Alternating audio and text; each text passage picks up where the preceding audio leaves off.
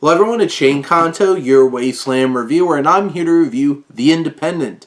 And this is a new political thriller coming your way on Peacock from director Amy Rice and focusing on a young journalist who discovers a conspiracy involving a U.S. presidential candidate that could change the election and the fate of our country.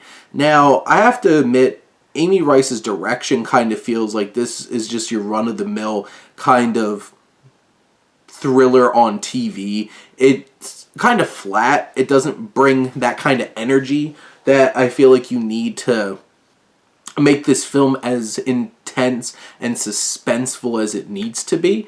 And that's a little bit disappointing. Now, from a writing standpoint, I think this film has a lot of good ideas, but is just way too blunt about them.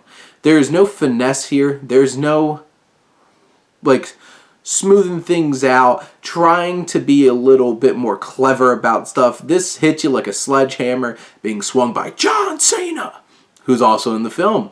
And, this is a film that tries to take on a lot of big ideas about modern politics, and all of them are spelled out so perfectly for you that it's hard to, wrangle with them and have a good conversation. There's only a few moments where you actually get to feel anything quite like that.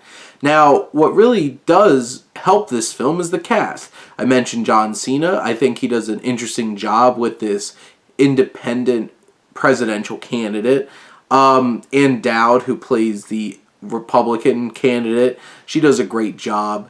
You have Jodie Turner-Smith, who is a great anchor to the center of this film and the lead of this film, who carries this really throughout with a lot of emotion and strength. Brian Cox is great as always as kind of her mentor, or if you would say from the newspaper that they work at.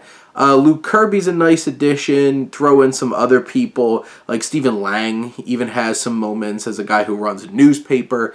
And in general, I think this film's a little flat. It's a little blunt. It's a little too safe, a little too much, a little too on the nose. But it is watchable. It's easily watchable.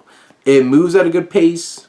There's nothing about it that feels like inherently terrible. It just feels like this could have had a bit of more spark, could have had more energy, and it just doesn't deliver on that. And by the end, we're at this resolution, starts looking at our world of politics, and you're just kind of like, well, I kind of know all these things already, and this film doesn't really present them in an interesting way to begin with. But, you have that opportunity. Maybe we'll make a difference. We'll see. I think not, but you could be more hopeful than I am. But this film, I think, could have been a perfect film to come out in this atmosphere, but instead plays it real safe, leans way too heavily on things that we already know and feel, and doesn't really challenge you, and that's a shame. But those are my thoughts on The Independent. Let me know what you think, and let's talk some movies. But thank you as always for tuning in and supporting your Wasteland reviewer.